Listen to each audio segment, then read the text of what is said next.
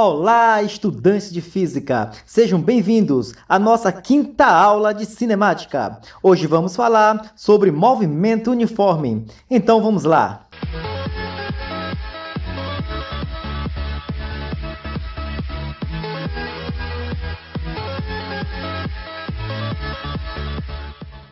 O movimento é dito uniforme quando a sua velocidade escalar não se modifica com o tempo. Isso significa que o tempo passa e a velocidade continua a mesma. Isso, no dia a dia, é muito complexo. No entanto, é possível encontrarmos alguns exemplos de movimento uniforme.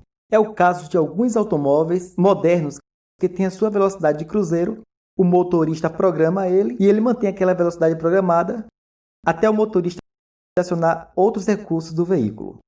Outro exemplo de movimento uniforme é a velocidade do som em meios homogêneos, a velocidade da luz no vácuo.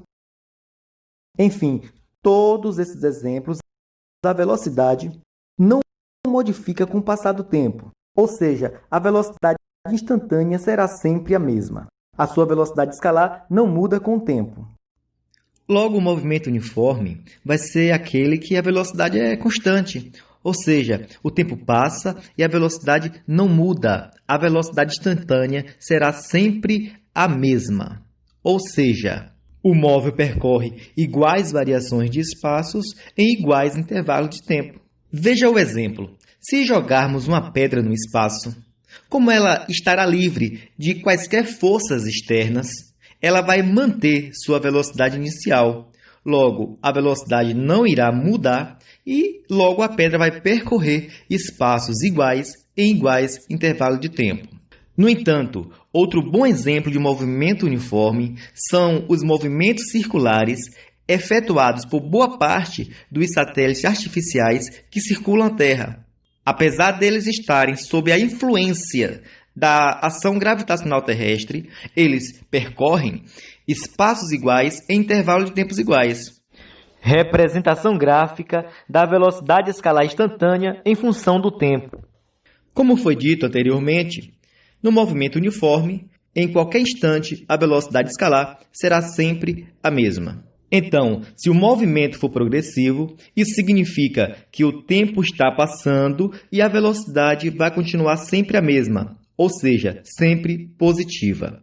Já, se o movimento for retrógrado, o tempo vai passar e a velocidade continuará sempre a mesma, ou seja, negativa. No plano cartesiano apresentado, o eixo vertical representa os valores que a velocidade pode assumir. Já o eixo horizontal representa os valores dos tempos. Logo, se o movimento é uniforme e progressivo, isso significa que o tempo passa e a velocidade continua sempre a mesma, ou seja, positiva. Esse tipo de gráfico será desenhado acima da origem.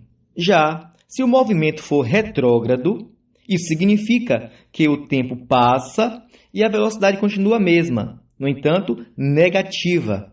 Esse tipo de gráfico será desenhado abaixo da origem.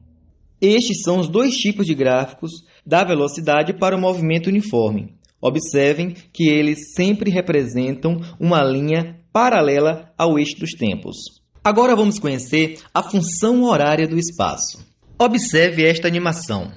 De acordo com a trajetória, uma partícula sai da posição inicial SO no instante TO igual a 0 e assume a posição S, é uma posição final, no instante T, que é um tempo final. Logo, podemos entender, como o movimento é uniforme, podemos aceitar que a velocidade não muda, ou seja, é a mesma em todos os instantes. Logo, podemos escrever que V é igual a ΔS sobre ΔT, ou seja, a variação do espaço sobre a variação do tempo. Isso implica em V igual a posição final menos a posição inicial sobre o tempo final menos o tempo inicial, que vai ser igual a posição final menos a posição inicial sobre o tempo, porque o TO sumiu. Neste caso aqui, simplesmente adotamos o tempo inicial igual a 0. Então, T menos 0 vai ficar apenas T. Esse T que está dividindo passa multiplicando o V. Então, vamos ter S menos SO igual a VT. Esse SO que está negativo passa para o outro lado da igualdade positivo.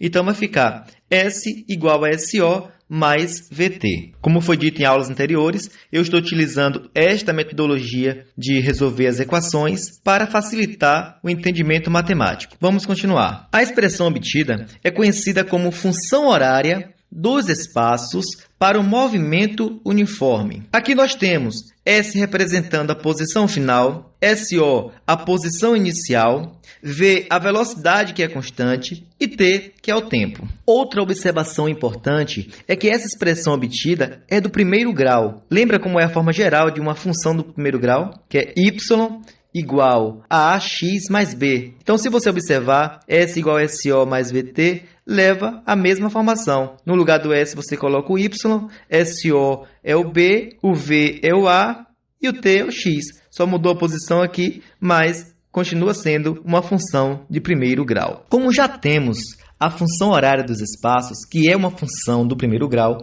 agora vamos representá-la graficamente em função do tempo. Nos diagramas a seguir, o eixo vertical representa os espaços e o eixo horizontal representa os tempos. Vou apresentar aqui para vocês 6 casos distintos que podem aparecer nos diagramas do movimento uniforme. O primeiro caso é quando o movimento ele é uniforme e progressivo, com o espaço inicial já positivo. Isso significa que a posição inicial é maior que zero, a velocidade é maior que zero. Logo, os espaços aumentam com o tempo. Então, o gráfico será uma linha que se inicia acima da origem e é ascendente. Ou seja, o tempo passa e os espaços só aumentam, mas aumentam de uma forma constante. O segundo caso é quando o movimento ele é progressivo, no entanto, ele começa na origem dos espaços. Teremos um diagrama parecido com o primeiro caso, no entanto, ele se inicia na origem. Temos aí SO igual a zero, V maior que zero. Então, o tempo passa e os espaços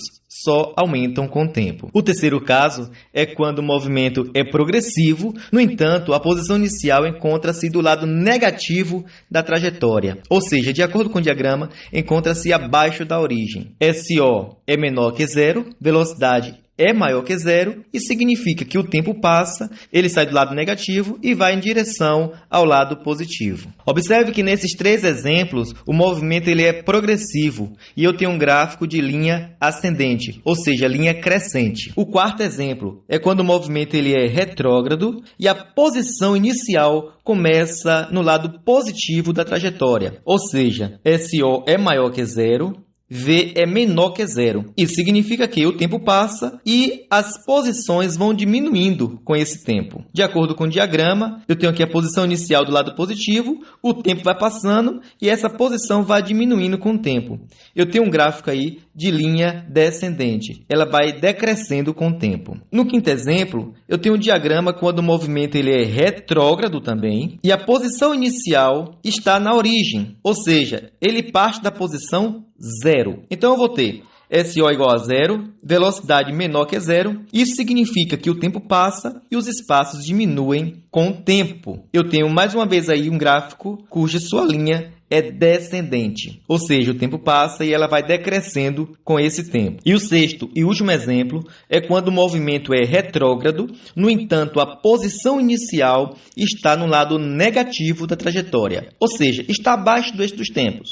Isso significa que SO é menor que zero, V é menor que zero, logo, o tempo passa e os espaços diminuem com o tempo. É um gráfico de linha descendente também. Então, observem que nesses 3 últimos exemplos, os movimentos são retrógrados e temos linhas descendentes, diferentemente dos 3 primeiros exemplos, cujos movimentos são progressivos e as linhas são ascendentes. Para finalizarmos, eu vou falar para vocês uma propriedade importante do gráfico da velocidade escalar em função do tempo. A propriedade diz que, no gráfico da velocidade escalar V em função do tempo t, a área entre o gráfico e o eixo dos tempos, calculada entre 2 instantes t1 e t2, expressa a variação de espaço entre t1 e t2. Isso significa que a área compreendida entre o gráfico e o eixo dos tempos é igual ao espaço percorrido. Ou seja, a área é igual a ΔS, que é igual a S2 menos S1. O entendimento dessa propriedade é importante porque vai acelerar a resolução de muitas questões em movimento uniforme. Para finalizarmos a aula de hoje, eu vou deixar aqui 3 exemplos. Deem pausa no vídeo, copiem esses exemplos, tente resolvê-los. E na aula seguinte, começarei resolvendo esses 3 exemplos e irei complementar com mais algumas questões. Por mais que você não consiga resolvê-los, dê o máximo de si. Isso facilitará a sua compreensão no dia da correção. É isso aí, pessoal. Na próxima aula, iremos responder esses 3 exemplos e vamos fazer mais questões, para que possamos ficar afiados em movimento uniforme. Tudo bem? Então, não se esqueça de se inscrever no canal, compartilhe esse vídeo, dá aquele joinha para incentivar a fazer mais aulas como essa. Tudo bem? E até a próxima!